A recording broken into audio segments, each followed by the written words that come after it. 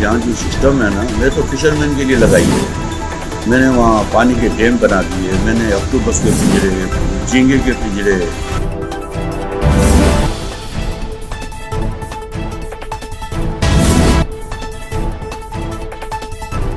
Fisherman को वहाँ पानी भी नहीं है। फिशरमैन के लिए कोई इसको समझ नहीं कि पढ़े लिखे लोग नहीं है, मेरे जैसे अनाड़ी वो बेचारे कर्जे से डूबे हुए।